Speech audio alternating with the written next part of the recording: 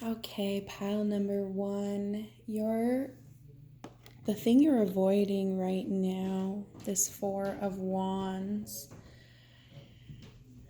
The first thing I see with this is really like this ancestral energy where you're in this avoidance or like feeling really trapped, right? She's blindfolded here and she has these energies circling her, kind of keeping her stuck in place. And so it feels tied ancestrally. Even if you look at her feet here, we're in some really deep, like thorny stuff, right? In this field of thorns, and it feels really trapping. But a lot of it to me feels like ancestral cords, ancestral karmas that are just showing up asking to change the narrative.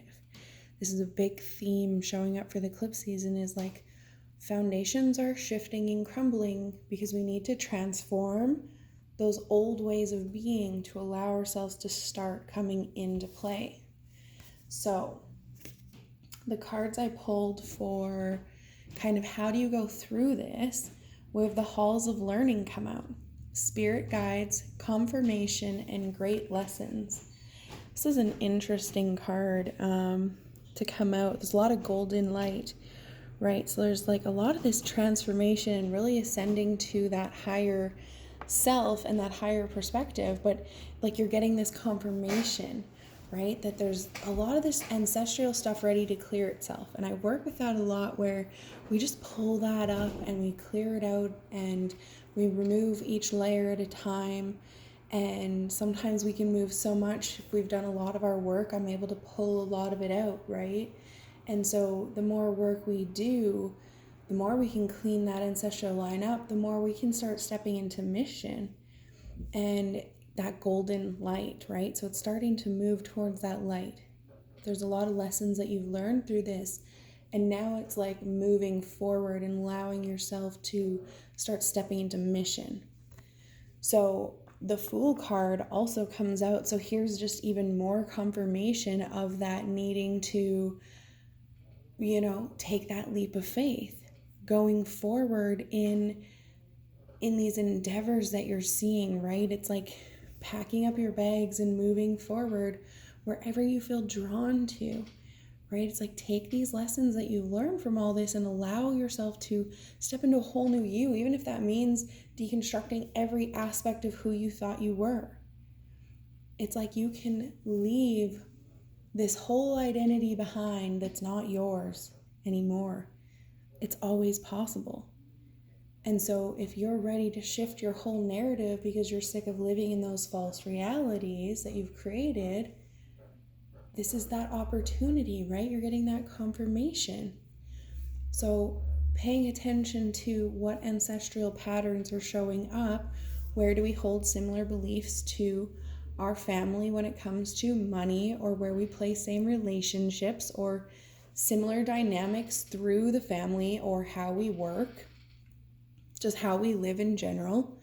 Where do those patterns still come up? Those are the things that you're going to focus on and move forward from and change if those aren't your beliefs, right? How can you start living differently so that you live to what is your truth instead of what has been programmed into us and stuck really deeply in those deep, dark roots, right? Transforming it. That's what this eclipse was about, right? This whole eclipse season was really about transforming all of that energy into this golden light. And it's like interesting how, I like this. I can set all three of these up like this. Okay, it's like he's going back to look at this with some retrogrades coming forward, the way this sets up too, right? But yet you still have to go through that golden energy to get to this ancestral stuff that needs clearing. So why does that feel relevant? It's like staying in that golden light energy allows you to kind of take what we've learned from these lessons and pull ourselves right up and out of it so that we can take this leap of faith. So there's something about whatever you're being asked to reevaluate here through this Mercury-Pluto retrograde, and I'm sure there's more coming.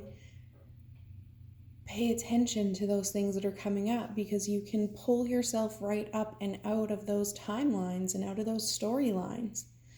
And so this Fool's almost going backwards to be like, okay, listen, Linda, we need to pop ourselves up and out of here and move ourselves back onto this highest timeline potential.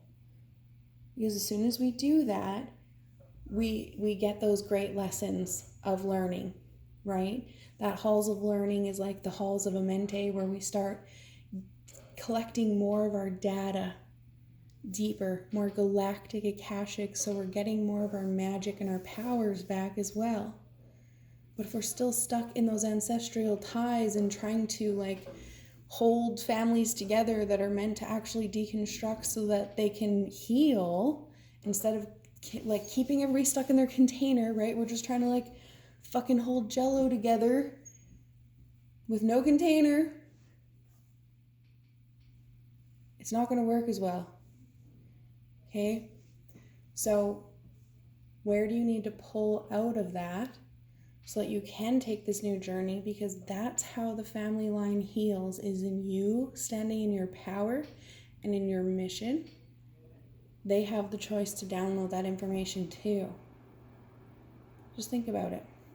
So I'm going to leave you guys there. If you require further, more personalized details and sessions, I will leave a link for you in the description, as well as the link for the new Pendulum course that I just put out. Until June 1st, I'm offering the Pendulum course for free if you purchase a session.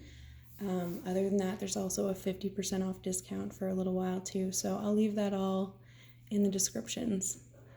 Talk soon.